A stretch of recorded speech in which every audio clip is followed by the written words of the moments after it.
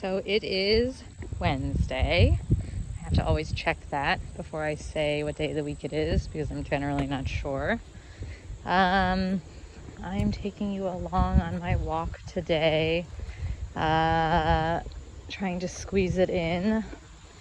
And the thing that's really on my mind right now is this idea of creating something once and selling it twice. Jack Butcher, if you look up his courses or his Substack, which is his newsletter you can sign up for, but he really promotes this idea of creating something once, selling it twice, and visualizing value. And he has all of these courses where you can kind of figure out how to scale your service or your product in a way so that you're not constantly repeating yourself and recreating the wheel. And I think anyone probably who works with clients, but generally anyone, whether you're onboarding someone, you work in a team, whatever it is, you probably repeat yourself a lot. And what if you could instead just send a video to explain either the service or the tutorial or the training or whatever it is that they need to know. Khan Academy, Khan,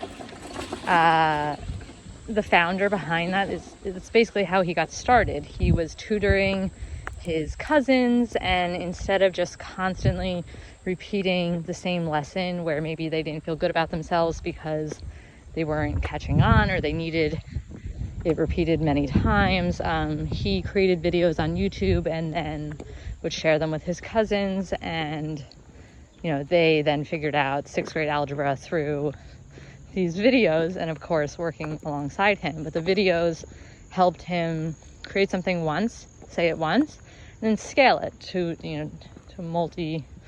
multiple users. So this idea of how do you kind of package everything that you're doing for clients and with your team and whatever it is, and put it into a digital product so that you can sell it multiple times over. Jack Butcher, definitely recommend the Visualize Value course, and the idea of creating something once, selling it twice. We're seeing a lot of groups get into that space, and you probably have been bombarded with ads on anywhere from LinkedIn to YouTube to Facebook, Instagram, with experts who are creating these courses, either one time or on demand or over several weeks, that give you some kind of expertise in a subject matter. And I think from COVID, what is going to happen to the education sector? Is this a trend that we're kind of working towards?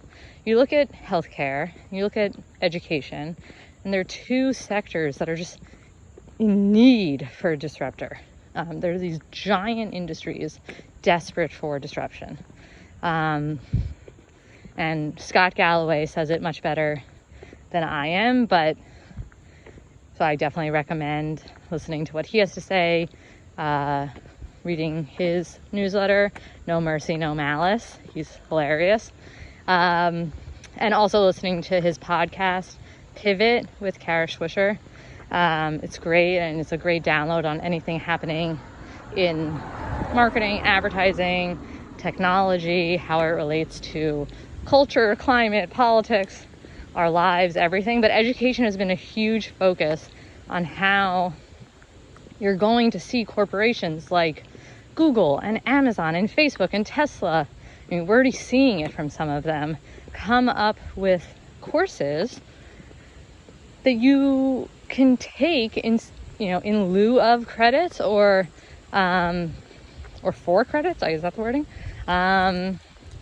So wouldn't it be more valuable to actually get kind of this on the ground experience from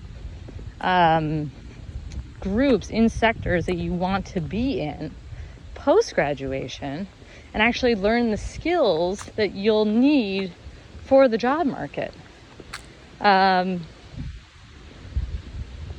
I could actually hear from professors who are business people about how to create these skills, do these skills, and then use them, in the real world outside of my college bubble, wouldn't that be so valuable? I loved my traditional college experience, but I was a political science major with an English minor, was on the newspaper, and not much of it went towards my career after college. I learned a lot of those skills through internships while I was in school that I got on my own, not through the college. Northeastern and various other schools have co-op programs where you actually do internships for 6 months or more. And they have, of course, a great alumni network. So you do these internships and you're actually learning on the ground experience that you can then take into the real world after college. And I think we're going to start to see a lot of that. Right now, everyone is figuring out that they don't want to pay $50,000, $70,000 plus to go to their school online through Zoom, and it's just not the same. I think that the handful of IVs will probably always be there, and they'll always be, I guess exclusive, difficult to get into, and kind of this pathway towards success, potential success. But Scott Galloway had a great point, maybe, how many times now do we see that someone dropped out of Harvard or dropped out of MIT or Stanford or wherever to go create a business, and it's accepted. Will we start to see people put on their LinkedIn, got into Harvard, got into MIT, but that they didn't go? Basically, what is the cost analysis to say, if I pay for an education, let's forget the Ivies, if I pay for an education in this liberal arts college, and I went to a liberal arts college, is $70,000 a year now, am I going to be making that when I get out of college? How much debt will I be in potentially for decades after I go and get an undergraduate? Well, what if I want a graduate degree or anything post undergrad? You're just saddled with debt for years, if not decades, and depending on what career you land out of college, it changes the trajectory of your life. So I think during COVID, we're starting to see a disruption that maybe wouldn't have come so quickly, but we're seeing it now. And I think that we will see corporations start to kind of get into the education game. I just saw this week that Facebook is starting to do that. So I think it's interesting, and I think we're going to see a lot there. And it's one of the reasons that Townhouse started creating courses. What are the tips and strategies that we're sharing with our clients? What are the templates that we're creating? My team is so unbelievably organized and process driven. So what are those processes that they're creating that they can then not only share with clients, but then we can share with you, and you can take back to your role, whether it's your startup, your personal brand, a company that you work for. I used to work at Travel and Leisure, and everything I did, I kind of had to just Google and figure it out because a lot of templates and tools didn't exist yet. And now there are so many tools and so many templates. You need someone to cut through the clutter and tell you, this is what we use. This is what some of the best startups, the best Fortune 500 brands are using, and this is why. And then these are the costs. And then this is a lower cost. And this is the option. We've already tried it. And we've curated this list for you. So it makes it much easier. Now you look at these courses, is there a business opportunity paired alongside it? Scott Galloway, I saw, just send out an email today offering a 3-week course for under $1,000, and you get access to probably his huge network of business-minded people.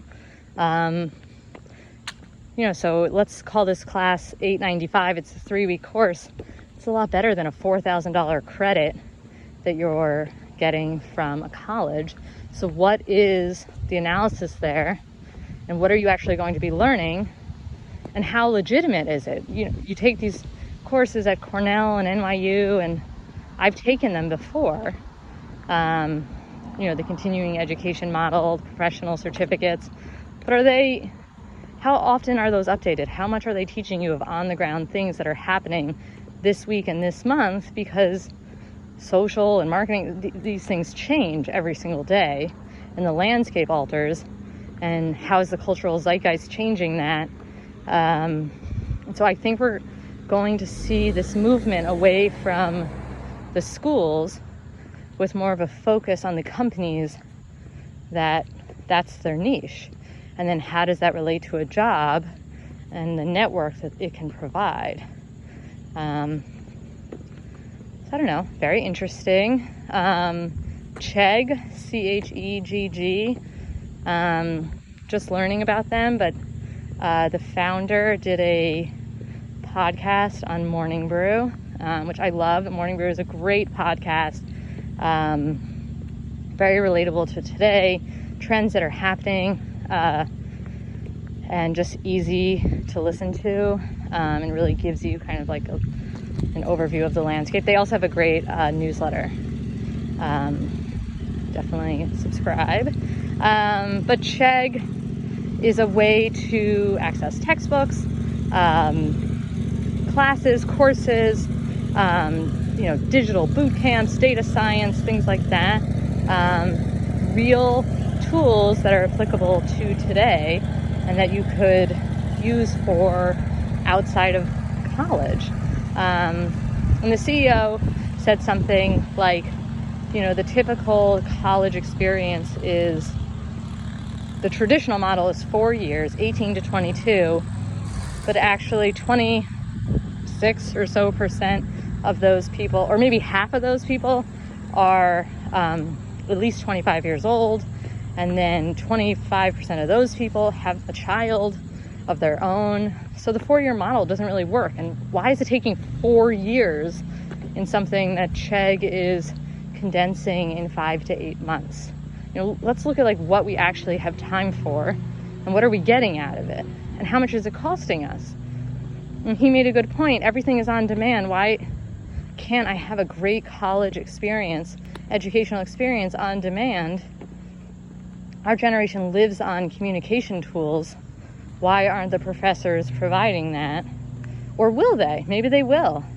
It was a really off semester in 2020 when everything kind of locked down and no one was prepared. So will things change, or will there be a great disruption? So anyway, from my walk, this is Wednesday. Thanks. Bye.